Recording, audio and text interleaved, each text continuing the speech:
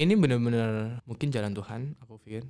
Ya keberuntungan lah aku bilang. Samboana Foundation itu lagi offer beasiswa gitu. Teman-temanku yang pintar pada excited. Oh iya Bu, mau dong, mau ikut kayak gitu. Aku di belakang pojok sama teman-temanku yang nakal. Di belakang, wah ikut gak Rik? Yang kemarin masukin form, yang masuk ke selanjutnya tes tulis, interview dan kawan-kawan cuma 2 loh gitu. Yang satu disebutin anak paling pintar di kelas itu, namanya Farah. Satu Farah gitu. Anak cewek paling pintar kayak bule, kayak Erik. Idola semua cowok. Nah, ini Farah masuk. Terus yang kedua ada Hoirul Rohman. Anak-anak ke belakang. Irul masuk Bu. Mereka nggak percaya.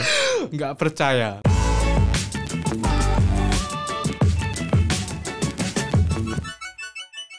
Okay, ready? Ready? You're not nervous, that's good. No, I'm not. Welcome to the Millennial Power Podcast. Today we're talking to Hoirul Rohman. I'm saying that right? Yes, that's right. Okay. But you told me I can call you Irul. Yes. Irul datang dari BSD hari ini. Lumayan jauh. Lumayan, naik kereta. Naik kereta? Oke. Iya. Jadi bagaimana infrastruktur Indonesia? Sudah oke belum? Lumayan bagus walaupun desak-desakan kalau pagi. Oh iya. Penuh ya? Penuh banget. Sangat penuh. Thank you untuk datang. Irul salah satu milenial yang follower kita di Instagram. Terus saat kita nanya untuk kirim cerita hidupmu ke kami, kita lihat wah lumayan menarik. Irul punya cerita, punya story menarik buat menurut saya menarik buat kita share ke milenial lain. Dan tadi kita udah bicara sedikit sebelum kita mulai. Dan udah harus cepat-cepat mulai rekam karena cerita udah mulai keluar, saya rasa. Jadi mungkin kita mulai, Irul, dari siapa kamu, umurnya berapa, masih jomblo nggak?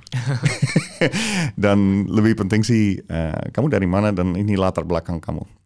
Silakan. Oke, selamat pagi Erik dan teman-teman yang lain. Perkenalkan, seperti yang diperkenalkan tadi, nama saya Hoirul Rohman. You say it right. Bisa panggil Irul. Umur sekarang 22, mau 23 di pertengahan tahun ini. Terus jomblo masih mencari yang pas, mungkin mencari sampai nanti mapan. Iya. Kita harus pantas untuk mereka gitu. Betul. Nah, saat ini domisili di BSD. Jadi domisili di BSD. Terus saat ini lagi berwirausaha dan sedang membantu salah satu universitas swasta di daerah BSD di bagian kerjasama dan inkubasi. Oke. Nah, latar belakangnya asli Tuban, Jawa Timur. I'm Javanese. Asli Tuban, Jawa Timur. Kalau yang nggak tahu Tuban, Jawa Timur itu ada di mana? Sekitar 1 sampai 2 jam dari Surabaya kalau nggak macet. 1 jam bisa, 2 jam sampai. Kalau dari Jakarta, Semarang, Blora Tuban. Jadi dia ada di daerah utara Jawa. Jadi kalau naik bis itu bisa lewat situ pasti.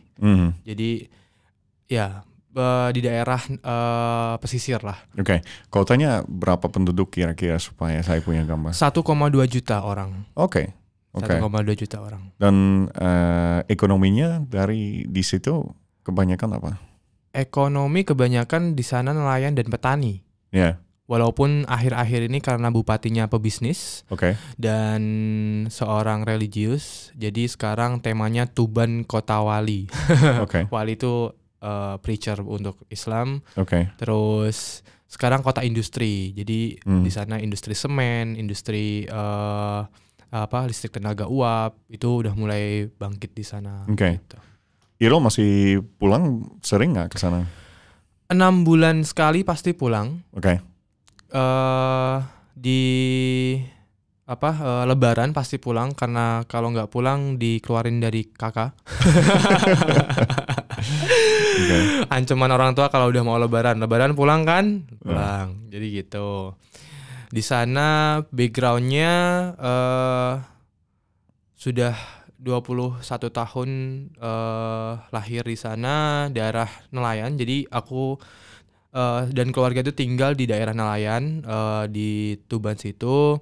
Terus orang tua kerja, bapak seorang kuli batu sekarang. Jadi kalau dari dulu serabutan, dulu pernah jadi penjaga tambak udang, pernah penjaga menur, terus abis itu sekarang ikut temannya jadi kuli batu buat bangunan rumah-rumah sekitar sana. Kalau ibu sekarang lagi jaga warung, jadi walaupun beliau sudah lumayan tua, tapi lebih senang untuk kerja terus. Walaupun anaknya udah kerja di Jakarta, tapi tetap mereka ingin untuk kerja sendiri. Gitu. Apa kamu masih kerja? Masih kerja, tapi akhir-akhir ini mulai nggak fit. Jadi ya kalau lagi bisa kerja, kalau enggak ya enggak. Gitu kalau sih. kuli batu itu pekerjaannya keras banget ya? Ya benar, angkat-angkat batu dan kawan-kawan. Dulu sih ya karena aku bisa ngerasain, karena dulu juga sempat ngerasain gimana SMP itu kerja jadi kuli batu dan kawan-kawannya. Kalau kamu berkeluarga berapa? Ada adik kakak? Adik. Jadi adik sekarang baru masuk SMP kelas 1. Oke. Jauh banget. Katanya sih dulu biar nggak berantem. Tapi kalau pulang pun tetap masih berantem channel TV, main HP. Terus dia dekat sama kamu nggak? Deket banget sih. Lebih cenderung deket banget gitu. Karena kalau memang udah lama nggak pulang, pasti kakak kapan pulang gitu. Kalau udah pulang nih 2 minggu udah mau balik lagi ke Jakarta, kayak udah mulai marah-marahan. Ngapain sih balik kayak gitu-gitu. Tapi karena mungkin gara-gara sama-sama cowok kali ya. Jadi kalau di rumah kalau ada temen main cowok itu kan enak gitu, mungkin dia ngerasanya kayak gitu. Tapi kalau lagi nggak ada, udah pulang kangen kayak gitu sih. Deket banget sama dia. Terus kalau situasi ekonomi orang tua kamu pas banget ya menurut saya. Ya bisa dibilang pas banget sih. Maksudnya ya untuk makan selalu ada gitu. Karena rumah nggak? Rumah ada. Rumah ada. Walaupun dulu ceritanya sih dulu kalau kecil ya, aku balik ke zaman kecilku itu karena mungkin keinginan mereka bisa sekarang ya pas gitu. Kalau dulu kita kalau bayangin rumah tembok itu enggak. Jadi dulu itu kita rumahnya dari anyaman bambu, terus abis itu lantainya masih waktu SD tuh kita masih pakai lantai itu pasir. Jadi karena dekat laut, jadi pasir paling gampang pasir laut ditaruh di rumah itu biar nggak kotor atau apa seperti itu. Jadi memang masih sederhana banget dulu. Sampai sekarang kita bisa rumah yang tembok gitu. Terus sedikit-sedikit orang tua nabung gitu ya untuk beli kendaraan gitu. Kita baru punya motor itu aku pas SMA. Jadi dulu itu naik sepeda kemana-mana. Gitu. Jadi karena itu agak di desa. Apa rumahnya? Rumahnya agak di desa gitu ya. Ingat banget, jadi dulu kemana-mana kalau aku naik sepeda. Sepeda cuma punya satu, itu pun pemberian dari om. Jadi pemberian dari om dulu waktu SD, naik sepeda kemana-mana, terus SD ya udah sekolah aja kayak gitu sih. Jadi bisa dibilang dari keluarga yang sederhana gitu ya, seadanya, makan seadanya. Makanya dari SD aku udah biasa ke pasar.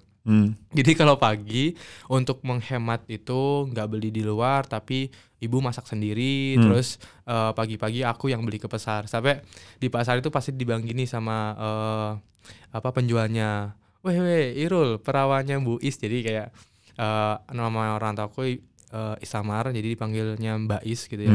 Wah, perawannya Mbak Is lagi beli bahan gitu kayak gitu. Jadi dibikin lucu-lucuan di pasar. Tapi semenjak dari dulu aku jadi sampai ke bawah sekarang, jadi pun suka masak, suka ke pasar beli bahan-bahan sendiri, jarang beli di luar. Jadi thank God sih itu pelajaran dulu itu ada banget. Itu zaman itu happy memories nggak saat itu? Happy memories. Jadi kayak kalau dulu aku mikir, wah dulu itu walaupun semua serba kecukupan gitu ya, jadi masih ngerasain gimana main layang-layang, masih ngerasain dari desa ke kota itu naik sepeda, jarang motor, terus abis itu sama orang tua itu kesenangan kita cuma naik sepeda bareng sama bapak kalau sore-sore. Jadi kita ke pantai kemana naik sepeda bareng berdua, itu so happy moment sih. Jadi kayak bisa dibilang masa kecilku itu masa yang walaupun semua serba cuma cukup, tapi senang gitu, nggak ada beban sama sekali. Ya mungkin orang tua aku pasti ngerasain beban lah karena anaknya harus sekolah, harus apa gitu kan. Terus mereka berdua dari orang yang nggak punya gitu ya, jadi harus nggak ada yang namanya kayak warisan orang tua atau apa itu. Jadi mereka benar-benar berkeluarga itu build dari nol. Ingat banget, jadi dulu aku harus kayak pergi ke rumah om untuk nebeng karena kita harus bikin rumahnya dulu. Jadi mereka itu masih tidur di rumah orang tua ketika aku lahir. Jadi sampai umur 4 tahun baru mulai bangun rumah kecil-kecilan yang tadi pakai dinding yang dari bambu, terus gentengnya masih genteng merah kayak gitu. Jadi di belakang masih ada kandang sapi.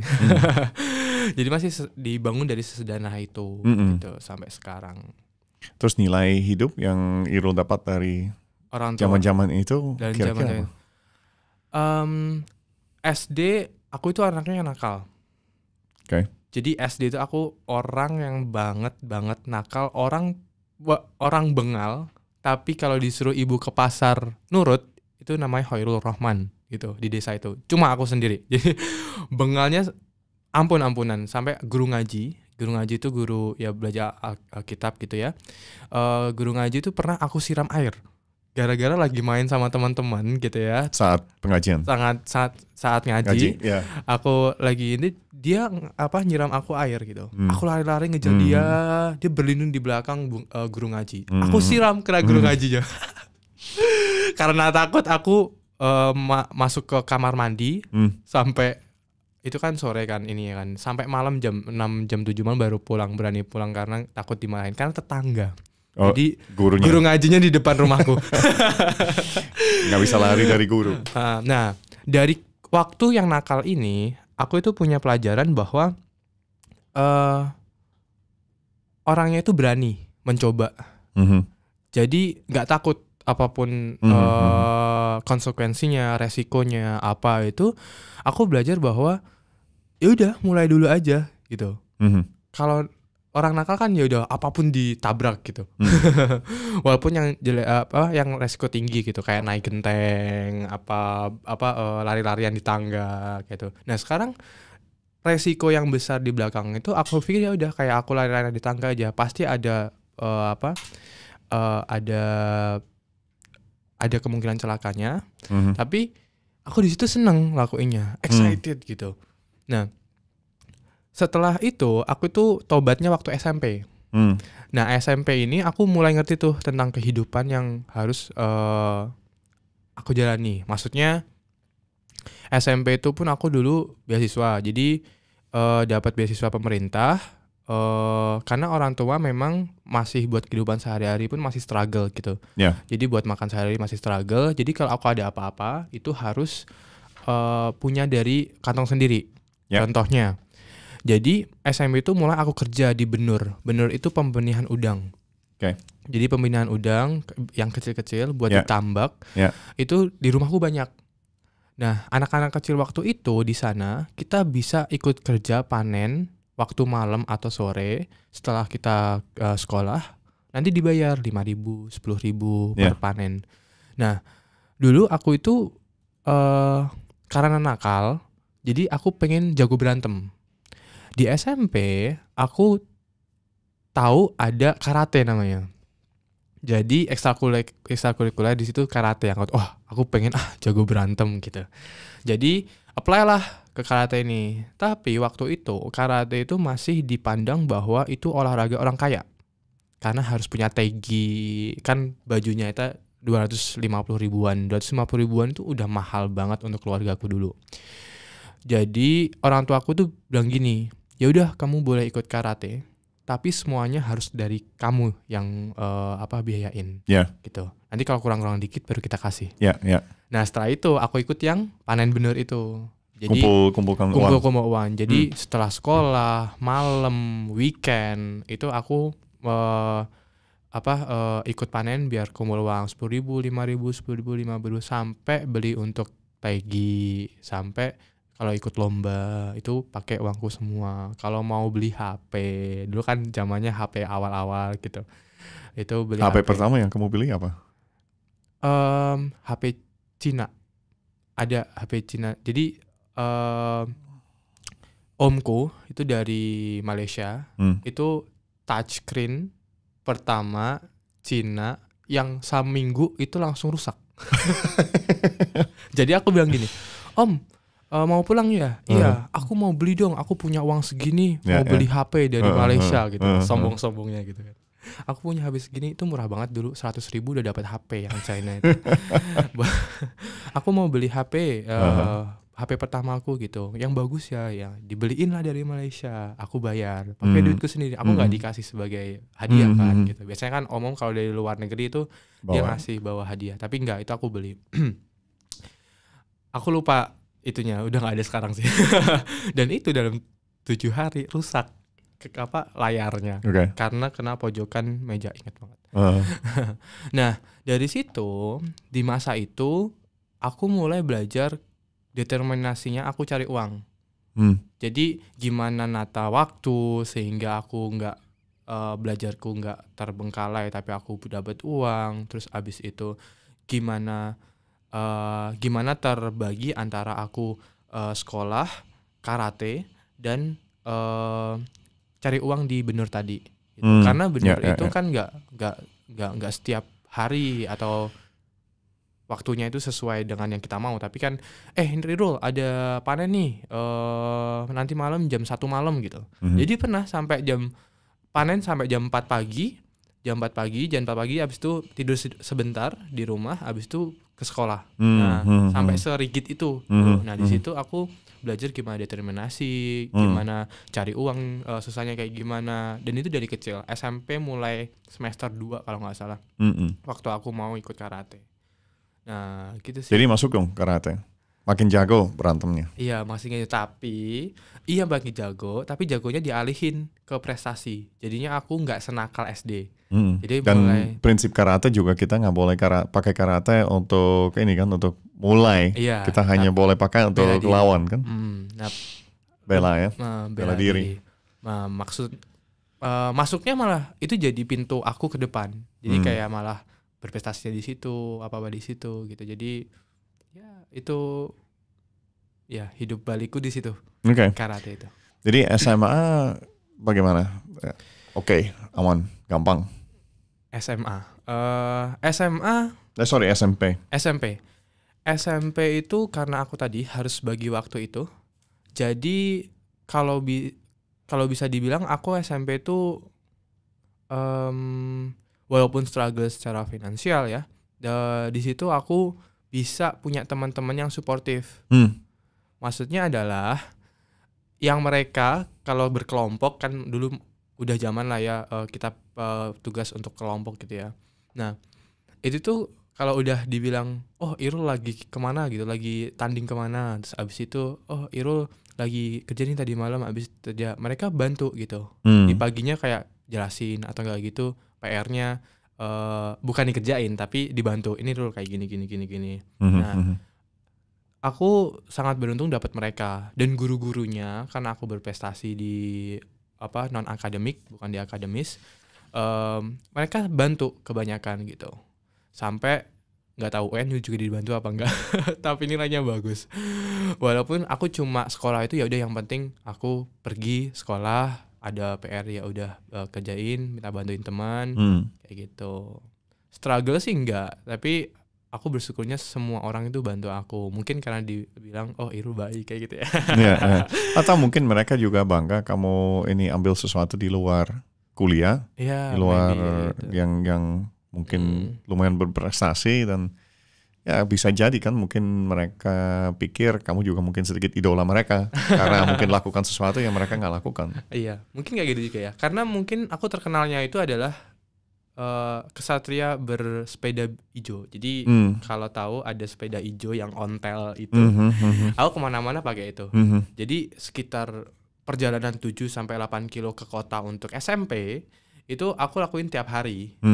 Dan anak-anak itu pasti kalau lagi diboncengin sama orang tuanya, Irul gitu, hati-hati ya gitu. Karena dulu sukanya itu hobinya balapan sama trek pakai sepeda itu. Oke. Ya itu seru sih, maksudnya SMP ya nggak terlalu kan bisa orang kayak dibully atau di apa gitu. Nggak, mereka suportif banget zaman dulu. Oke. Nah, what was next? Jadi setelah SMP. What was next? Setelah SMP, jadi ceritanya kan kelas 3. Nah, orang tua itu sama seperti orang tua yang lain di desa. Jadi ya udahlah, antara mau kerja atau mau ke SMK. SMK itu kayak biar kalau habis SMA ya udah langsung kerja. Ya. Mereka masih punya pikiran itu dari dulu. Nah, karena pikiran mereka untuk kerja itu penting. Ya. Jadi bagaimana caranya biar kamu juga bisa dapat uang sendiri secepatnya gitu. Secepatnya, itu yang mereka dulu pikirin. Okay. Nah, tapi dulu itu ini benar-benar mungkin jalan Tuhan, aku pikir. Ya keberuntungan lah aku bilang. Karena gini, dulu itu karena aku prestasi di di non akademis, nggak tahu kenapa aku masuk di kelas yang bisa dibilang favorit. Jadi kan kalau dulu kelas SMP itu ada kelas favorit sama kelas yang biasa gitu kan. Favorit kan 9A kalau di lantai di kelas 3-nya 3A gitu. Nah di kelas favorit ini isinya kan anak-anak pintar nih gitu. Nah guru BP itu datang suatu hari, guru BP datang, anak-anak kita lagi ada berita bahwa salah satu, boleh disebutin nggak sih sekolahnya? Boleh aja. Nah, ada Sampurna Academy, Sampurna Foundation itu lagi offer beasiswa gitu. Teman-temanku yang pintar pada excited. Oh iya Bu, mau dong, mau ikut kayak gitu. Aku di belakang pojok sama teman-temanku yang nakal, maksudnya nggak sepintar mereka yang di depan gitu. Di belakang, wah ikut gak Rik? Namanya Erik, temanku dari dulu SMA, sekarang dia di Tuban juga. Kemarin Tumbanin sama namanya. Nah, Erik ini gimana Rik, mau ikut nggak gitu? Oh ya udah, yuk ikut gitu. Ikut aja nyoba gitu. Nah, ikut nyoba, isi form dengan kawan-kawan. Tiba-tiba BK datang lagi kasih pengumuman. Yang kemarin masukin form, yang masuk ke selanjutnya tes tulis, interview dan kawan-kawan cuma 2 loh gitu. Yang satu disebutin anak paling pintar di kelas itu, namanya Farah. Satu Farah gitu. Anak cewek paling pintar kayak bule, kayak Erik. Idola semua cowok. Nah, ini Farah masuk. Terus yang kedua ada Hoylul Rohman. Anak-anak ke belakang. Irul masuk Bu. Mereka nggak percaya. Mereka nggak percaya gitu. Nah, udah setelah itu kita berdua ikut di SMP 1 dulu, SMP 1 Tuban. Ikut tesnya dan kawan-kawannya. Dulu ditanya apa kebiasaan kamu, apa sih hobi kamu atau apa yang bisa kamu lakukan untuk kami. Kita biasanya kan kayak gitu interview. Jadi ada yang harus dilakukan, nyanyi lah atau apalah, baca puisi lah gitu. Aku cuma bisa karate Bu. Di situ aku peragain kata. Aku inget banget. Jadi main teriakan gitu. Oke, udah itu aku pulang. Itu saat interviewnya untuk Sampurna Academy. Saat interviewnya untuk Sampurna Academy. Beberapa minggu setelah itu BK yang ngumumin ke rumah lari-lari. Irul, kamu masuk nih beasiswa gitu. Oh iya Bu. Yang aku tanya pertama apa? Bener apa enggak? Bukan. Farah masuk gak Bu? Farah masuk gak Bu? Oh Farah gak masuk gitu. Oh yaudah gitu. Abis itu baru kayak gitu kan. Oke, akhirnya tapi aku belum ngasih tahu orang tua bahwa aku ikut beasiswa itu. Karena aku kan cuma ya udah nyoba-nyoba aja gitu kan. Ya. Belum ngasih tahu orang tua, terus bilang, Bu, Pak, aku masuk nih beasiswa di Bogor. Full beasiswa 3 tahun, biaya kesana pun aku diinin, boleh nggak? Pertanyaan orang tua, ini beneran apa enggak? Karena memang belum pernah kedengeran, dan memang sekolahnya memang baru angkatan pertama, zaman dulu di Bogor. Mereka ragu, apalagi gak ada keluarga mereka yang merantau jauh, kecuali aku untuk sekolah ya, karena ada pamanku sih yang ke Malaysia, tapi aku buat sekolah gitu. Apalagi masih kecil, abis SMP. Mereka meragukan itu dan lebih berat lah gitu ya. Ditinggal anak dulu ada sih, adik masih kecil sih, ditinggal. Tapi ujungnya aku, ayo lo Bu, ini kesempatan aja. Nanti kalau emang ada apa ya udah aku balik pulang gitu kan. Dan untungnya mereka lebih convince dan lega karena dulu itu bener-bener penyambutannya itu kayak di bandara, di pesawat gitu. Jadi kayak percayalah, namanya orang yang nggak pernah lihat pesawat terus anaknya dinaikin pesawat ya oke lah gitu. Jadi mereka lega, habis itu baru SMA-nya di Bogor, merantau. Jadi jauh dari orang tua. Pertama langsung ke Bogor, yang bener-bener jauh. Ya. Untungnya di sana asrama sih. Ya. Itu SMA ceritanya. Di SMA ada cerita lucu. Karena di SMP aku nggak menduliin akademis, which is mungkin aku juga, dan dikonfirmasi sama guru aku yang rekrut aku dulu, kenapa sih aku bisa masuk gitu? Temanku yang pintar kok nggak masuk? Oh, Rul, bedanya kamu sama mereka, kamu itu punya soft skill yang baik gitu, dan kamu juga berprestasi untuk kompetitifnya gitu kan. Nah, oke. Jadi waktu SMA ada cerita lucu. Pertama sampai di asrama ada guru bahasa Inggris, itu dorm parent namanya Miss Lisa. Nah, Miss Lisa ini ngajak aku untuk masuk ke dormnya, ke asramanya gitu, ke kamarku lah, dia bawa antar seret. Habis itu Miss Lisa bilang begini, Irul, come here, bilang gitu ya, guru bahasa Inggris. Terus maaf ya, bukan bermaksud rasis, tapi mukanya agak Chinese. Aku yang dari desa, yang bahasa Inggrisnya sangat lack of English banget, aku bilang gini, maaf Bu, saya tidak bisa bahasa Cina. Come here. Jadi separah itu aku gak bisa bahasa Inggris dan kawan-kawan. Gak ngerti dia bicara bahasa Inggris. Dia baca bahasa Inggris. Ya. Separah itu. Terus sampai ibu asramanya ini, sampai Miss Lisa itu, oh gak apa-apa, sini.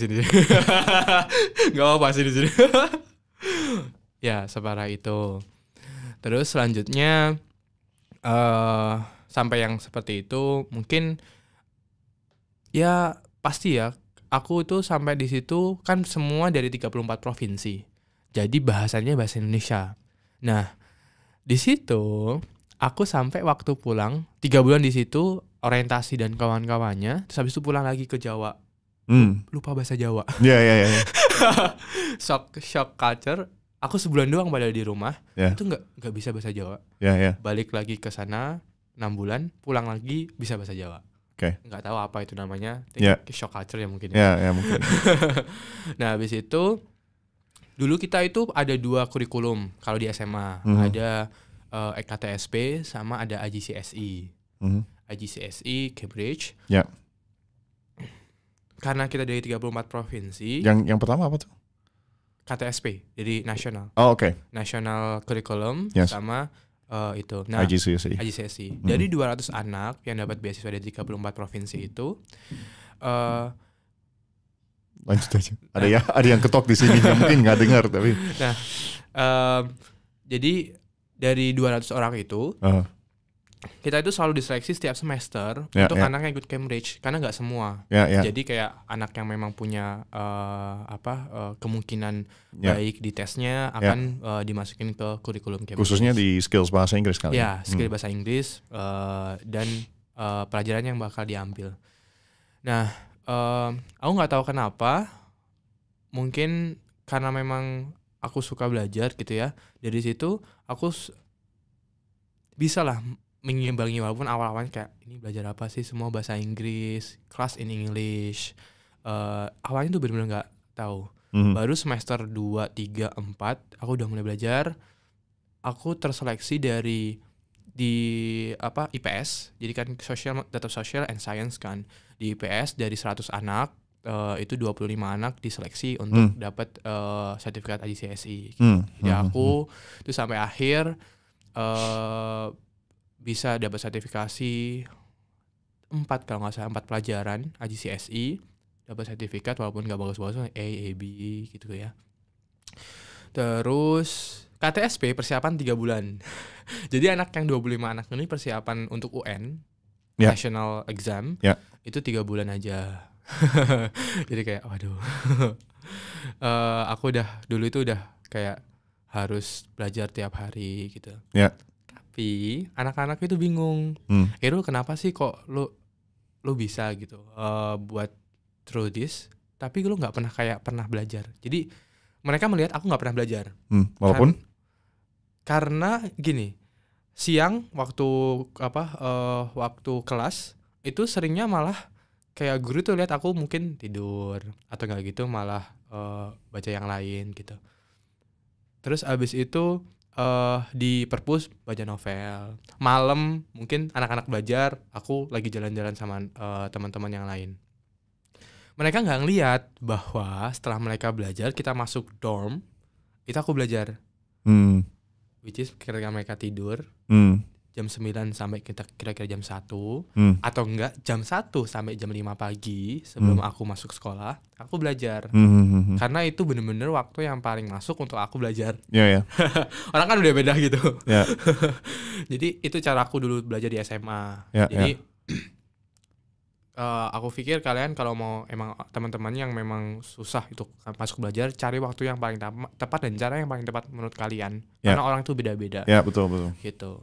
Sampai waktu lulus aku dapat sertifikat itu, dan Miss Lisa yang dulu tadi bilang Rul nggak bisa bahasa Inggris, sampai bilang gini, Rul kamu dulu sampai bilang, misalnya saya bilang come here aja kamu nyangkalnya bahasa Cina, sampai sekarang kamu punya pencapaiannya seperti ini, yang tadi masuk IGCSE dan kawan-kawannya, dan punya banyak prestasi akademis dan akademis. Akademis karate masih aku lanjutin karena aku buat dojo. Jadi buat dojo ngelatih sebagai pelatih, manajer. Untungnya mereka tuh orangnya jago-jago. Jadi di 34 provinsi tuh emang udah jago karate. Jadi aku nggak usah moles-moles lagi. Jadi manajer aja. Sampai 2 minggu dari dojo itu terbentuk, kita jadi juara umum. Di Kabupaten Tangerang, Kabupaten Bogor, sorry. Sampai pengurus Forky-nya di Kabupaten Bogor tuh, ini siapa sih? Tiba-tiba masuk jadi juara umum. Karena memang semua anak-anak itu jago. Gitu. Dan tapi dari seluruh provinsi mereka udah bisa. Jadi tinggal dikumpulin aja. Ayo kita bombardir itu Pop Cup. Oke. Gitu. Habis SMA lanjut lagi kan? Kuliahnya SMA lanjut lagi. Jadi setelah struggle di SMA, sebenarnya ada cerita di kelas 2 SMA aku udah nggak mau kuliah karena pengen bantu orang tua di rumah. Tapi ibu asrama ada Miss Yasmin bilang, kamu nggak mau ngapain kalau nggak mau kuliah gitu kan? Kamu bantu orang tua gitu. Tapi kamu bisa bantu orang tua loh kalau kamu punya pendidikan yang lebih tinggi. Betul ya. Kayak gitu. Dikasih mindset itu sampai nangis-nangisan, tarik ulur, sampai dia bilang, yaudah kamu coba pikirin 2 minggu, kamu mau kuliah atau enggak nanti, nanti kasih jawabannya. Setelah mikir 2 minggu itu, Oke, aku kalau ninggalin orang tua harus punya something yang big gitu. Jadi aku target kalau aku harus masukkan jurusan bisnis. Dulu yang paling bagus tuh bisnis Prasya Mulia. Menurut aku searchingku. Habis itu ada HIUI sama FEUI. Kenapa mau masuk ke bisnis? Ke bisnis karena menurut aku itu punya daya impact yang tinggi dan di berbagai bidang. Maksud aku adalah kalau aku punya skill bisnis, aku bisa kemanapun. Aku bukan dokter tapi aku bisa bikin rumah sakit. Aku bukan lulusan arsitektur tapi aku bisa mungkin bisnis properti kayak gitulah. Jadi aku punya pikiran itu dulu gitu. HI dan FEUI karena memang paling tinggi kalau FE jadi menteri bisa bermanfaat bagi masyarakat Indonesia. HUI kalau HI bisa maksimal jadi diplomat. Bisa mewakili Indonesia untuk luar negeri kayak gitulah. Jadi sesimpel itu. Gimana aku ngasih impact ke orang sekitar aku. Ya, ngerti. Terus ini universitas sama Sampurna Academy jauh beda nggak? Culture sama cara pendidiknya di sana? Culture jauh beda karena kenapa ya? Mungkin sisi Inggrisnya aku benar-benar abis di Prasmul karena memang nggak in class juga nggak pakai bahasa Inggris walaupun teksnya Inggris, kita nggak pakai bahasa Inggris. Tapi kalau di SMA dulu pakai bahasa Inggris, terbiasanya bahasa Inggris. Di Prasetya Timurnya pakai bahasa Indonesia. Bahasa Indonesia. Untuk S1-nya. Walaupun textbooknya semua English. Nah, secara culture aku lebih ditempa competitiveness-nya sih. Kalau di SMA kita itu benar-benar leadership ya. Jadi tempatnya itu leadership, teamwork, terus social. Jadi social mindset-nya itu dibentuk malah aku di SMA. Karena kita ada long life learning sistemnya kalau di SMA. Jadi gimana kita setiap Sabtu Minggu itu bantu orang sekitar, community service lah kayak gitu. Nah itu aku bentuk. Nah di Prasmul itu lebih di tempa competitiveness-nya. Jadi di competitiveness-nya kita, terus abis itu praktikalnya kita, terus kalau dulu kan cuma karena asrama, jadi kita yaudah orang-orang itu aja yang kerjasama. Nah ini kerjasama itu sama berbagai otak yang sangat berbeda. Orang yang dari kota yang gimana, orang yang dari jauh gimana, kayak gitu sih. Jadi lebih culture-nya lebih tinggi gitu loh di Prasmul. Aku harus beradaptasi lagi, shock culture yang mereka benar-benar hedon gitu. Padahal dulu aku cari cerita. Jadi aku kan keluar asrama dari Bogor. Jadi ketika ke Prasmul, aku itu belum ke Prasmul kan lumayan mahal. Jadi dulu itu berapa mahal sih? 250 sampai 300 juta. 4 tahun. Ya segituan lah. Mungkin sekarang udah naik tapi dulu segitu. Nah, aku itu masuk itu udah kelas 2. Kelas 2 SMA masuk karena dulu itu ada beasiswa. Jadi ada kompetisi yang memang dia ngasih beasiswa di Prasetya Mulia gitu ya. Aku ikut, 2 dari peserta finalnya itu anak 2 SMA dan salah satunya aku. Nah, di situ aku belum full waktu masuk Prasmul. Jadi kelas 3 UN selesai semua, tes ulang, masuk. Nah, masuk ini aku belum full beasiswa. Jadi baru bangunan baru biaya bangunan 80 juta kalau nggak salah. Ya udah, aku tetap bisa masuk kan. Ada sisanya yang sekitar 200 jutaan, 170 jutaan itu. Waktu itu kamu mikir ini uangnya dapat dari mana? Yes. Nah, aku itu orangnya nekat tadi mungkin ya. Karena dari dulu orangnya nekat, udah coba dulu aja. Nanti kalau ada yang salah kayak gimana ya diperbaikin. Dari Bogor, asramaku, aku bawa 1 kardus rokok, Sampurna juga. Tapi kita nggak ngerokok kalau di Sampurna Academy. Jangan salah ya guys. Nah, aku bawa kardus gede isi barang-barangku waktu di asrama. Aku bawa ke BSD. Tapi belum tahu tinggal di mana. Belum tahu hidup dari apa. Aku cuma bawa uang 700.000. 700.000 itu buat makan dan buat mungkin nanti tinggal gitu. Aku masih belum mikir juga kuliah dapat uang sisanya dari mana. 500.000 udah keambil di hari pertama untuk ngekos. Di BSD kosnya mahal-mahal. Paling murah itu 500.000. Belum dapat apa-apa. Cuma yaudah satu kasur. Aku yang penting bisa tidur di situ. Itu waktu IP. IP itu introductory program ospeknya. 7 hari ospeknya. Sisa 200.000. Sisa 200.000 untuk makan untuk 7 hari. Mungkin untuk ya sehabis-habisnya gitu. Ternyata itu habis dalam 4 hari. 4 hari itu habis uang terakhir. 2 hari terakhir 3 hari terakhir di hari ke 5, 6 itu aku nggak makan. Hmm. Tapi tetap ikut IP sampai kakak Lodestar. Kakak Lodestar itu kakak pembina lah gitu ya di Auspek. Kakak Lodestar itu tanya, Irul kamu dari kemarin kok kayaknya nggak makan ya? Kok tahu? Gitu. Iya kak belum makan gitu kan. Oh iya gitu. Nah abis itu nyebar lah di situ. Jadi Kak Lodestar itu bilang ke kemahasiswaan, ini Irul sampai belum makan loh kayak gitu-gitu kan. Terus sama kemahasiswaan mulai dicariin jalan gimana Irul bisa kuliah lanjut gitu. Miracle happens. Setelah itu aku ditawarin satu beasiswa namanya Financial Aid. Jadi dari Prasmo sendiri, terus beasiswa dari Bidik Misi. Bidik Misi aku juga dapat, sama satu lagi itu beasiswa yang dari Lotte Group dari Korea. Jadi 4 beasiswa sebenarnya sama beasiswa yang kemarin yang scholarship yang 3 tahun sekali itu. 4 beasiswa ini untuk ngefullin tadi sekitar 250 juta untuk aku kuliah. Dan itu adalah gift terbesar yang sangat aku syukuri dari Tuhan. Betul, tapi itu nggak datang secara otomatis kan. Kamu juga harus berjuang untuk dapat kan. Ini bukan kalau ada yang dengar cerita ini, enak banget ini dapat ya. Aja gitu. Tapi kayaknya kamu juga harus berjuang untuk dapat, bukan? Yes, perjuangannya sangat keras karena aku itu benar-benar dari kelas 2 itu aku harus tes.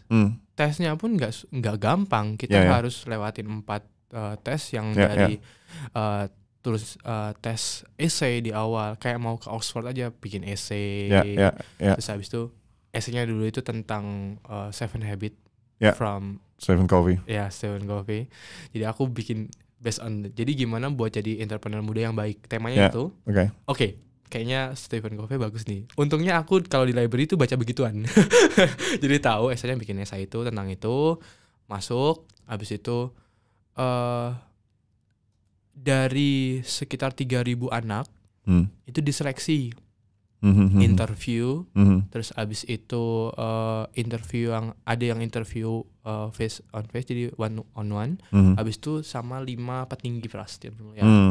Nah di situ juga aku ditanyain apa kebolehan kamu gitu. Karate Pak, di situ sama kayak yang aku lakuin di SMP. Makanya aku selalu bilang bahwa karate itu selalu jadi pintuku, karena waktu itu aku langsung gerakin di depan, aku tendang di depan interviewernya. Aku ingat banget namanya Pak Rudi. Maaf Pak Rudi ya. Tendang gitu ya. Pak Rudi langsung abis itu kita ikut kalau nggak salah di Kompas TV. Jadi nextnya itu kita kayak ada kayak Running Man, kalau tahu Running Man, tapi tentang bisnis. Kayak kita harus how to create product di episode pertama. Episode kedua itu gimana kita selling. Di Kokas kita selling baju Damn I Love Indonesia. Di episode itu tuh aku kalahnya di situ. Jadi baru di episode 2, makanya aku cuma dapat beasiswa setengah gitu. Sisanya kita harus masak sendiri untuk jual bisnis itu. Jadi perjalanannya sangat panjang. Perjalanan itu 2 tahun perjalanannya mah buat dapat itu. Dan aku convince, akhirnya sebenarnya aku nggak tiba-tiba Irul nggak makan 2 hari harus kita kasih beasiswa, enggak. Di situ aku ke kemahasiswaan, abis itu di jajaran dekan gitu, Pak, aku memang kurang nih tentang masuk Prasmo gitu. Kira-kira apa yang bisa aku lakuin buat bisa dapatin beasiswa lebih? Convince mereka apa yang bakal aku lakuin di Prasmo, convince mereka bagaimana masa depanku gitu. Ya jual diriku aja, karena aku nggak bawa apapun gitu. Itu, dan mereka akhirnya convince, ya udah Rul, aku kasih, kita ngasih kamu beasiswa ini gitu. Jadi ya nggak semudah itu sih. Lolos Prasetya Mulia kapan? Lolos pertama banget yang waktu kompetisi kelas 2 SMA. Wah, bukan, sorry. Selesai kuliahnya kapan di Prasetya Mulia? Baru. Jadi kemarin Desember tahun kemarin 2018. Oke. Itu baru lulus Prasmo. Nah, ini kamu cerita, ini ada sesuatu yang menarik. Ini bawa orang tua ke ini ya, apa? Graduation ya. Oke. Jadi orang tua itu nggak pernah keluar. Sebelum itu mereka belum pernah ketemu kamu di Bogor atau belum. Cuma dulu pernah ibu ke Bogor. Waktu aku wisuda juga. bapak itu waktu inauguration. Jadi mereka satu-satu. Oke. Nah, tapi bapak ibu ini Ya. dia itu sebelumnya belum pernah ke Jakarta. Jadi memang walaupun ke Bogor itu ikut bis yang disediain sama SMA, terus habis itu ya udah ikut acara pulang lagi kayak gitu. Nah, sekarang di sini mereka benar-benar ngelihat bahwa ini asing lagi nih tempatnya. Nggak pernah keluarnya ke Jakarta gitu. Nah, di Jakarta kita ikut wisuda. Aku kan dekat sama kemahasiswaan Pak Rudi. Pak Rudi tiba-tiba bilang gini, Rul, tahun ini wisuda kita pakai bahasa Inggris semua. Wah, aku di situ udah nggak ngomong apa-apa, tapi Pak. Beneran pas datang orang tua, karena memang ya Prasmu dari dulu memang high end campus ya, jadi mereka standarnya pasti naik terus. Ya. Seluruh acara di situ pakai bahasa Inggris. Orang tua nggak ada yang bisa bahasa Inggris. Aku udah bakal ini pasti mereka ya udah kalau yang tepuk tangan dia tepuk tangan. Iya. Syukurnya aku di situ dikasih karunia Tuhan, aku menjadi honorable mention dari rektor karena berprestasi. Jadi 20 awal itu dipanggil untuk dapat penghargaan dari rektor dan dekan. Nah, di situ penyebutannya pakai bahasa Inggris semua. Nah, udah nih dipanggil Hoyrul Rahman, honorable mention for gitu kan. Terus abis itu semua acara pidato semua pakai bahasa Inggris. Setelah itu keluar selesai acara, kita mau foto bareng nih keluarga. Mereka kok nggak ada. Aku dapat honorable mention, which is penghargaan gitu. Mereka nggak ada yang kayak, weh keren gitu. Anakku. Karena nggak sadar. Enggak. Karena anakku dapat penghargaan gitu. Enggak gitu. Aku tanya gini. Manggilnya Pak Mak. Jadi Mak itu untuk ibu, Bapak Pak E itu untuk Pak E, Mak E. Ngerti gak sih? Kayak ngerti nggak? Aku bahasa nih, ngerti gak sih kayak mau aku dikasih penghargaan? Nah, bahasa Jawanya kan gitu. Aku kan gitu. Ngerti gak sih aku tadi dikasih penghargaan? Hah, penghargaan apa? Gitu. Penghargaan, oh ini gitu penghargaannya. Jadi ada plakatnya gitu. Ini penghargaan, honorable mention, disebut ya yang dihormati gitu kayak gitu lah. Oh iya, gitu. Sama-sama. Iya nggak ngerti, mapai kak. Bahasa Jawa gak ngerti. Apa kayak mau ngomong ya nek wong tepuk tangan ya tepuk tangan. Nek orang lagi senang berdiri ya berdiri kayak gitulah. Jadi yang ngikutin. Oke. Ya. Tapi itu malah jadi kebanggaanku bahwa orang tuaku yang nggak bisa bahasa Inggris, yang punya memang background cuma lulus SD gitu ya, dua-duanya baru lulus SD, aku bisa kasih mereka yang terbaik gitu, sampai bisa kuliah di sini. Jadi itu bisa jadi hal yang mungkin most achievement untuk aku yang paling kelihatan bukan plakatnya, bukan penghargaannya, bukan aku bisa lulus kuliah dengan predikat baik atau beasiswa gitu. Tapi gimana ini semua bisa jadi kado terbaik untuk kedua orang tua bahwa mereka bisa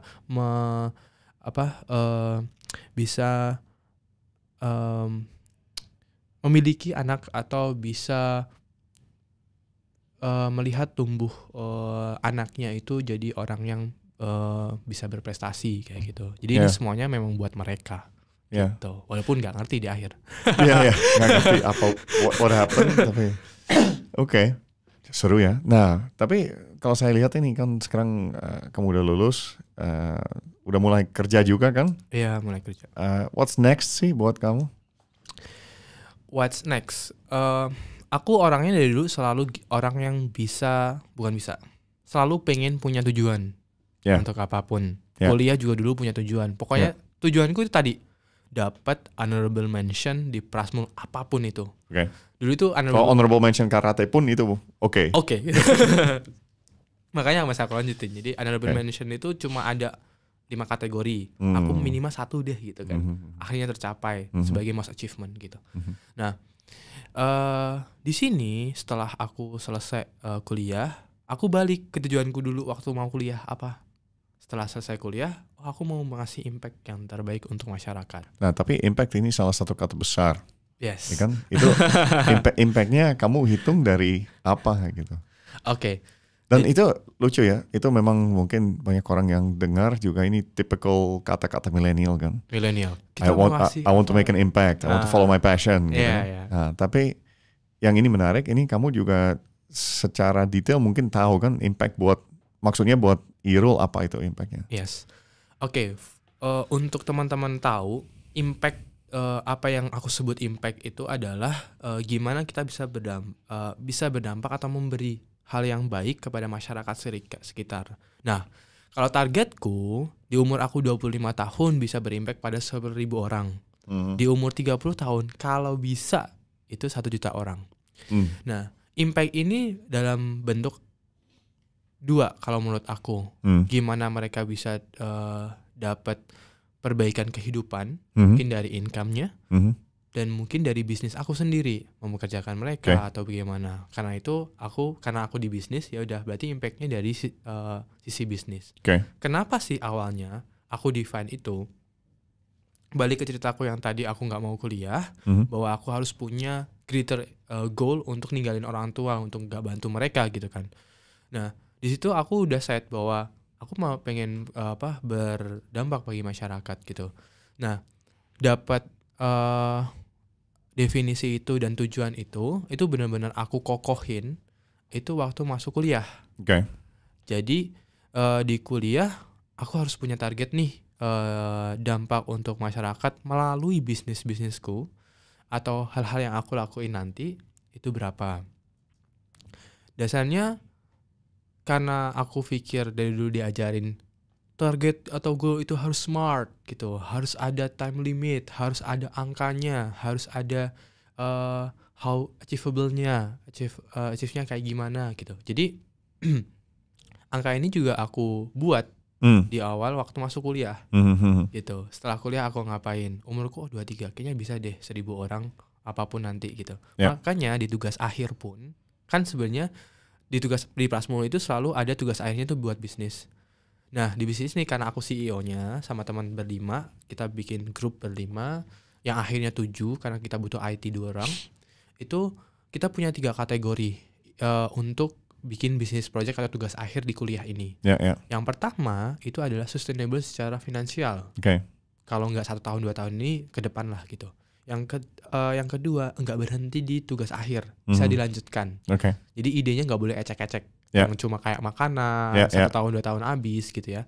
Sama yang terakhir berdampak bagi masyarakat, khususnya masyarakat yang menurut kita perlu dibantu gitu, secara kesejahteraan dan kawan-kawannya gitu.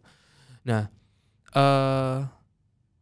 di situ baru deh ideation dan kawan-kawannya untuk achieve goal itu. Jadi angka, waktu dan tujuan impactku tadi itu aku benar-benar bawa di kehidupan sehari-hari gitu.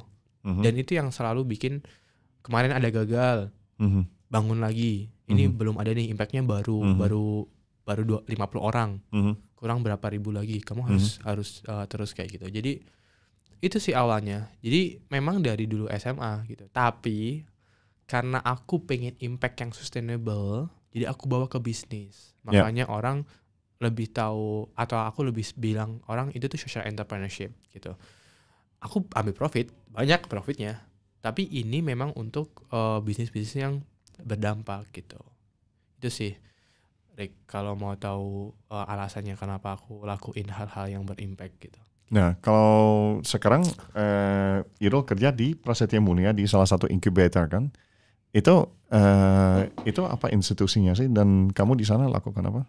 Oke, secara formal, secara profesional, dan secara keharusan, aku itu harus ikatan dinas. Karena dikasih beasiswa Prasmo 4 tahun, harus ikatan dinas setahun. Oh, dari beasiswa. Oke. Dari beasiswa, aku setelah lulus harus ikatan dinas. Nah, ikatan dinas ini udah mulai aku Oktober. Tapi kamu nggak keberatan? Atau justru itu sesuatu yang menarik atau gimana? Menariknya adalah, aku sebenarnya orangnya emang nggak mau dikekang kan. Jadi kayak aku bikin offer ke kampus. Aku ada BP nih yang berdampak juga gitu ya bagi masyarakat dan align sama visinya kampus gitu. Aku mau ikatan dinas sesuai passionku dan pengen ke attendance kalau oke, kita kerja bareng di kerjaanku yang sekarang, which is gimana caranya kita kasih impact ke masyarakat nelayan, khususnya nelayan. Nah, di sini inkubasi ini aku juga sebenarnya ngurusin usahaku, Rick. Gitu. Jadi dibayar untuk ngelakuin usahanya sendiri. And that's a win-win solution. Jadi ya udah, aku nggak keberatan. Karena jadi memang, di samping tugasnya untuk Prasmo, Kak juga mulai bangun aktivitas sendiri. Iya. Nah, aktivitas sendiri apa? Jadi selama 2 tahun ini, selama mulai awal tugas akhir kemarin, aku fokus bagaimana punya kegiatan-kegiatan untuk kesejahteraan nelayan. Nah, aku kan dari pesisir nih, Rick. Dulu itu aku mikir awal-awalnya, kenapa sih banyak tetanggaku yang sebagai nelayan, semuanya rata-rata itu masih dalam keadaan yang prasejahtera. Hitungannya apa sih? Seperti pemasukannya di bawah 750.000 per bulan untuk satu keluarga. Secara statistik ya. Tapi secara material, aset, mereka sama kayak waktu aku masih kecil, umur 5-6 tahun. Sekarang rumah mereka masih sama gitu.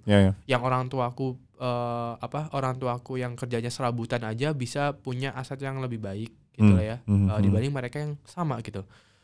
Ternyata secara garis besar, aku ambil data di Indonesia. Indonesia itu adalah negara maritim salah satu terbesar, garis pantai terpanjang kedua setelah China, hasil laut tangkap terbesar kedua setelah China, yang tadi panjang garis pantai itu setelah Kanada, itu kita terpanjang. Tapi kok nelayannya masih miskin? Apa sih miskinnya?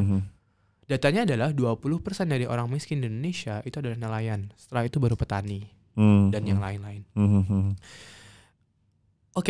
Jadi aku fokus di situ.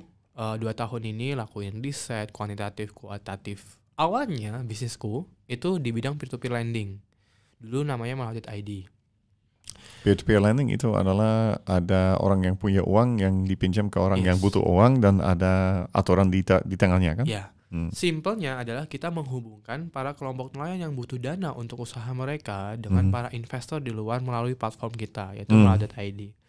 Nah, itu kita kembangin selama 1 tahun kemarin, 1 tahun setengah lah gitu ya.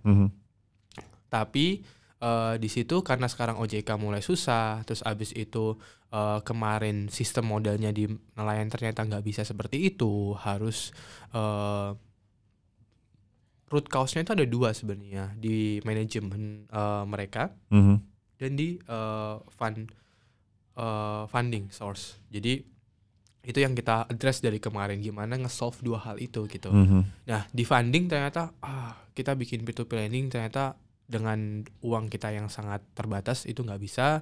Kita mulai riset lagi. Selama kemarin aku masuk mulai kata dinas, kita mulai riset lagi tuh kira-kira bagaimana sih tools yang paling baik kepada masyarakat. Nah, sekarang kita changing namanya Naraya.id, walaupun masih di PT yang sama. Naraya.id ini itu adalah kita konsultan keuangan untuk nelayan, untuk mereka prepare bisa dapat funding dari sumber-sumber keuangan, contohnya bank, fintech, investor mungkin. Nah, kita juga yang ngelingin mereka, mempersiapkan mereka transaction recordnya, terus bagaimana punya mindset mereka nelayan sebagai pebisnis, pengusaha. Jadi kita lakuin itu untuk di kelompok nelayan ini, sehingga kita bisa ngelingin mereka sama fintech atau bank-bank lain atau mungkin syariah dan kawan-kawannya yang bisa invest ke mereka. Nah, itu kita bisa bilang konsultan khusus untuk nelayan. Jadi itu yang kita lakukan di Naraya.id. Kita sih udah mulai settle bisnis modelnya. Minggu depan kita mulai buat sosial media dan kawan-kawannya gitu. Itu yang kita lakuin dan itu kerjasama sama Prasmo. Jadi sekarang expense-nya masih dalam sama Prasmo. Tapi diakui dan disetujui sama mereka. Iya, jadi karena mereka juga gairahnya di pendidikan, jadi itu juga align sama mereka. Oh ya udah, kita danai gitu. Awalnya dananya seed fundingnya dari mereka. Gitu. Sekarang tinggal di mana? BSD. Tetap di tempat yang sama atau udah pindah dari kos dulu? Pindah. Dari kos, masjid, pernah tinggal di masjid. Oh ya. Terus abis itu ganti kos. Sekarang sih udah dekat kampus. Oke.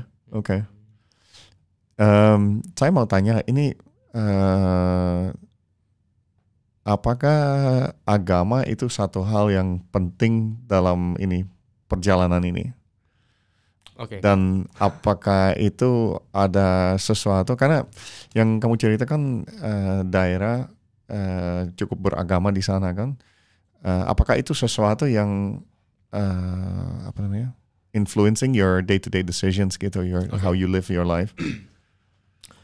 Oke, di awal, jadi dulu itu karena memang di sekitar situ tuh masyarakat yang punya yang punya cukup kuat ya keagamaannya, gitu ya. Aku nggak pernah lepas dari situ, makanya dari kecil juga di TPI, di TPQ gitu kan, belajar agama dan kawan-kawannya. Aku itu punya 2 waktu di mana aku harus kasih decision yang paling berat. Gitu. Dulu pernah sempat mau keluar kuliah. Karena ada 2 decision yang harus aku lakuin. Aku kembali kuliah dan facing those all responsibilities karena aku ada hal-hal yang aku lakuin salah, terus habis itu nilaiku jeblok karena terlalu sibuk di luar urusin bisnis dan kawan-kawan. Ada satu bisnisku yang nggak jalan dan another team itu demand something dari aku gitu, sama antara aku itu atau keluar. Dan ada satu pilihan yang memang menggiurkan karena dari dulu emang aku harus pengen ke situ gitu. Nah, di situ aku ingat setelah 7 hari aku mikirin itu, nggak masuk kuliah tapi cuma mikir mau masuk lagi atau enggak. Di hari terakhir aku itu karena aku Islam, aku sholat dari setelah subuh jam 4 pagi sampai malam jam 7 malam. Abis itu telepon orang tua, gimana enaknya lanjut atau enggak, dan dia bilang terserah kamu. Aku tutup telepon dan Tuhan, aku lanjut atau enggak besok. Dan bayangan langsung gini, kamu masuk lagi dan semua selesaiin. Dan aku ikutin itu. Sampai sekarang aku nggak menyesalkan decision itu. Itu decision salah satu yang terbaik yang pernah aku lakuin. Dan itu Tuhan yang kasih. Dan aku selalu percaya dari dulu dengan hal-hal berat yang aku perjuangkan dari dulu, Tuhan tuh selalu kasih jalan.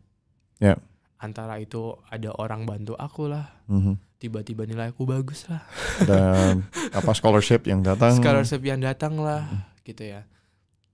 Anyway, scholarship dari Plasma tuh datang 2 minggu setelah aku decide bahwa aku akan lanjut kuliah. Udah masuk kan ya. Kamu bilang kan cuma yang pertama yang ada kan ya. Cuma yang ada, tapi itu dibantu lagi sama aku ditemuin sama orang yang memang punya kapabilitas untuk aku ngasih itu. Jadi Tuhan play the big role gitu.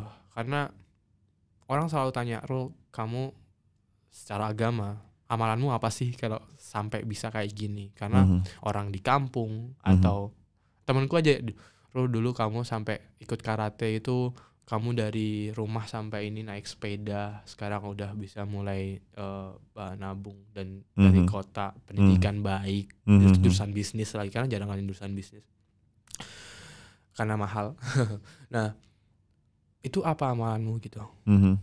Dari dulu, kalau orang kan ada sendiri-sendiri, ada sholat, ada doa, ada ini. 2 aku amalanku, minta doa orang tua, sama yang terakhir itu kalau kita sebutnya sholawat. Jadi for prophet, Nabi kita, Nabi Muhammad, jadi kayak sholawat gitu bilangnya. Jadi kayak doa-doa untuk beliau. Itu yang aku lakuin dari dulu dan dan mungkin bukan sombong tapi nggak pernah putus. Dan itu aja amalan yang paling aku gedein. Jadi aku bisa bilang agama play role-nya tinggi banget, karena di waktu aku paling rendah aku juga ke situ. Jalannya paling tinggi kalau udah hilaf ya aku ke situ lagi gitu. Dan sering diingetin kalau udah lagi sibuk-sibuknya lupa sholat, lupa apa gitu, kayak tiba-tiba langsung ada satu yang jelek terjadi gitu. Dan langsung orang tua, ya udah kamu sholat jangan lupa gitu. Itu doang, orang tua, agama itu play role paling tinggi sih. Gitu. Walaupun orang tua dari dulu, orang tua itu cuma satu, kalau menurut kamu baik kamu lakuin. Nanti kalau ada yang salah ya udah, kita changing lagi gitu ya. Tapi kalau menurut kamu nggak baik, jangan lakuin gitu. Orang tua cuma itu. Jadi mereka kayak nggak dorong gitu. Kamu ikut ini. Kan biasanya orang kayak gitu kan. Ikut ini. Aku cuma tahu bahwa, Bu, kayaknya aku pengen coba ini deh, besok ini, atau enggak aku pengen coba belajar ini deh gitu. Oh ya udah, kamu lakuin aja kalau menurut kamu baik. Itu doang. Dari dulu mantra beliau cuma itu. Tapi setiap hari mereka sholat untuk aku, tahajud untuk aku, puasa Sabtu, Senin Kamis untuk aku gitu.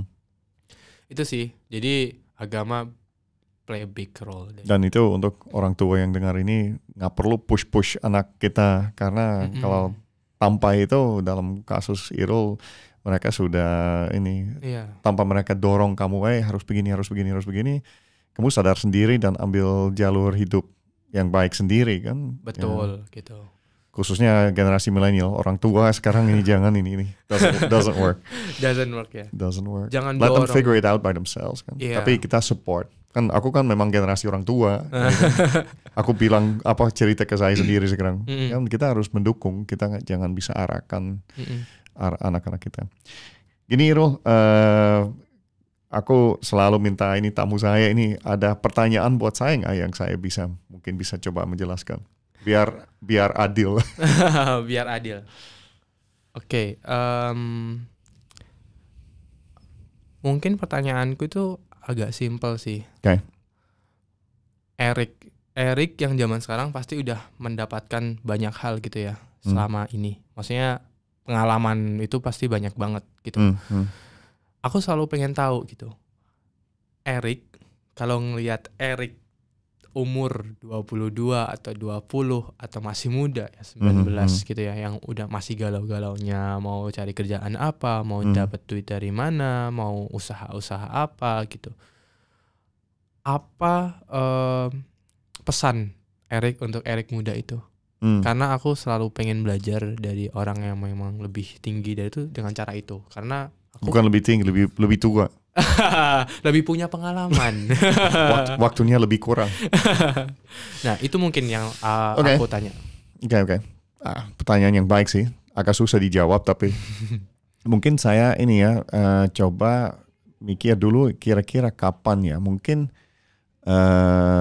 saya momen yang mungkin saya bisa ambil adalah saat saya selesai kuliah. Tahun berapa ya? Harus hitung dulu 95 kalau nggak salah. Selesai kuliah. Saya ambil bisnis di Belanda. Saya bukan dari keluarga susah. Saya udah pernah cerita. Saya di Belanda juga kuliahnya murah karena dibayar pemerintah. Tapi saya dalam situasi saya itu orang tua saya nggak kaya, tapi juga nggak miskin. Kita biasa aja.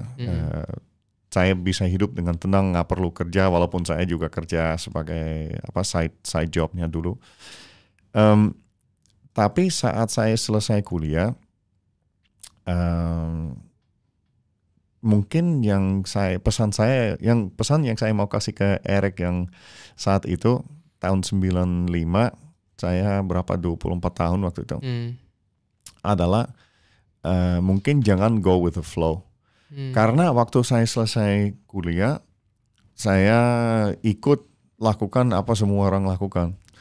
Ya udah saya ikut kerja, saya masuk ke perusahaan yang gede kayak Telkom di Belanda, masuk ke management trainee program, jadi saya orang yang diangkat sebagai potential future manager dan lain-lain. Jadi hidup saya mulai pindah ke apartemen, pacar saya juga ikut ke sana. Jadi kita mulai sebagai the normal life starts gitu loh. Saya rasa ini waktu itu mungkin saya harus lebih pikir seperti Irul pikir. Maksudnya, what is it that you want to do sebenarnya in this life? Jangan ikut orang-orang lain secara otomatis. Karena what everybody else is doing might not be what you want to do. Dan kalau kita kalau kita terlalu malas, kita ikut jalur, ya berarti kita dapat hasil yang semua orang lain dapat, which is mungkin tidak salah juga, tapi kita masuk ke kantor, masuk karyawan, dapat uang, DP untuk rumah, beli rumah, ada KPR, kita harus kerja lagi buat bayar KPR, kita nggak kepindah kemana-mana, kita tinggal di satu kota, kita ada anak, kita ada teman, dan hidup kita menurut saya mulai sebagai rutinitas. Oke. Dan walaupun kalau saya malas, saya masuk ke rutinitas. Tapi kalau saya senang, saya justru keluar dari rutinitas. Hal-hal yang di luar rutin itu buat bikin saya senang. Oke. Jadi cerita lanjut, karena waktu itu kan saya mulai kerja di KPN, management trainee dan lain-lain. Tiba-tiba ada penawaran, hey, KPN Belanda, Telkom Belanda ada investasi di Telkomsel Indonesia. Oke. Saya pikir, that's my moment. Jadi aku usaha untuk masuk ke tim yang dikirim ke sini. Oke.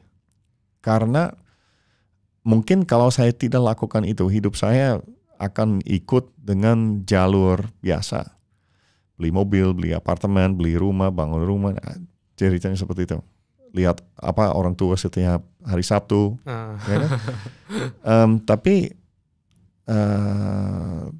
walaupun pindah ke Indonesia pun itu saya masih ikut jalur agak lama sih sampai saya mulai bikin bisnis tahun 2005. Jadi mungkin pesan ke saya, hey Eric, kamu mikir dulu deh, kamu mau lakukan apa dengan hidup ini? Karena bukan karena sekarang saya tua dan saya kecewa dengan pilihan-pilihan saya, tapi time is short, man. Life is so short. Dan walaupun kita nggak sampai sekarang saya nggak pernah mikir life is short, tetapi faktanya adalah we're not gonna live until we're 200 gitu kan. Jadi the choices you make in life ini kalau bisa sadar dari pilihan-pilihan hidup dari waktu muda makin baik. Bikin pilihan yang tepat dan conscious decision untuk apa yang kamu mau lakukan. Dan justru kalau muda, pilih-pilih hal yang tidak gampang, pilih hal yang berisiko, pilih hal-hal yang tidak tentu. Karena belum ada tanggungan. Tidak ada tanggungan, tapi lebih penting lagi ada waktu. Oke. Saat kita muda, itu waktu kita gagal, harus gagal banyak. Karena dari kegagalan kita bisa belajar. Apakah kita pilih salah, itu bukan hal yang kita mau lakukan. Apakah kita lakukan beda dengan lain kali kalau situasi yang sama terjadi. Jadi ya itu sih, jangan go with the flow, do stuff that's dangerous, do stuff that's risky, try gitu kan. Karena seperti kita cerita sebelum kita mulai kan, menurut saya passion doesn't come from somewhere. Passion comes from trying stuff, taking risk, coba sesuatu. Nah itu sih, dan kalau saya bisa roll back the time ya sebenarnya aku harus lakukan dengan saat yang saya lebih muda. Lebih muda. Sekarang pun saya tetap harus bilang ke saya, hey, don't go with the flow, make your own choices gitu. Karena penting itu. Hidup lebih mewah, lebih ceria kalau kita lakukan hal-hal yang kita pilih sendiri. Oke. Bukan yang kita lakukan hal-hal yang dipilih orang lain. That's good.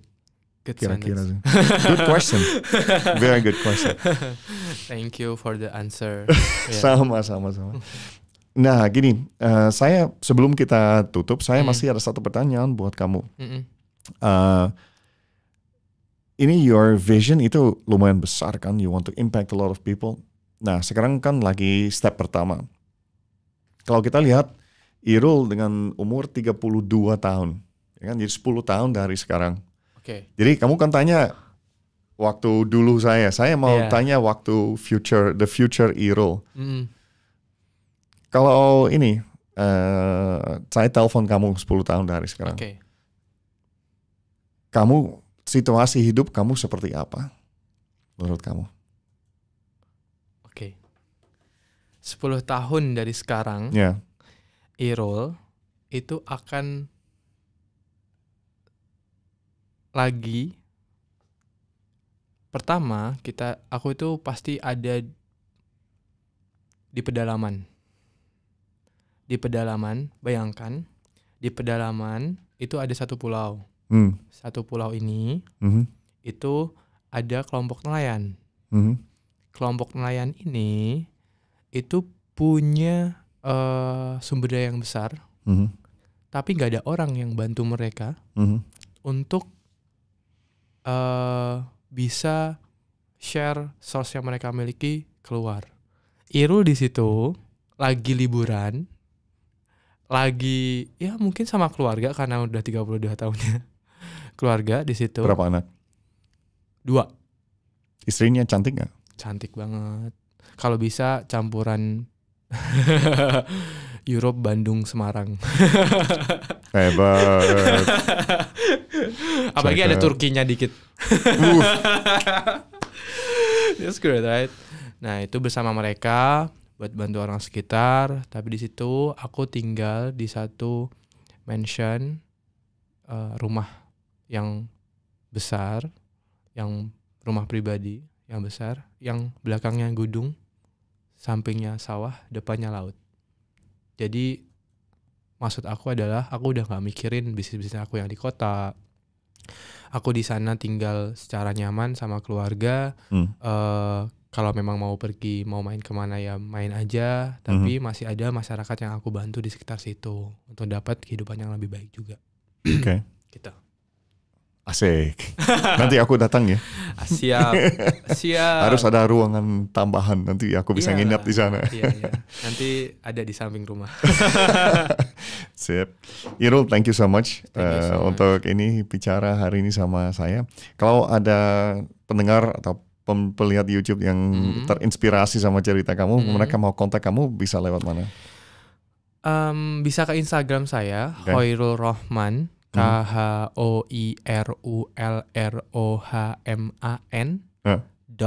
.impact. Oke. Jadi bisa ke situ. Oke.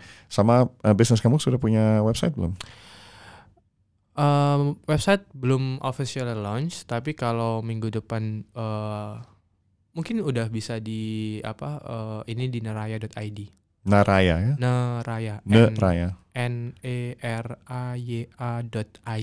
Instagramnya di situ. Nanti kalau kita memang udah launch yang baru, bisnis yang baru, websitenya pasti ada. Nanti yang kamu cari di sana investor sama placementnya. Jadi untuk peer-to-peer lending butuh 2 pihak nanti kan? Tapi kan peer-to-peer lending yang gaya lama.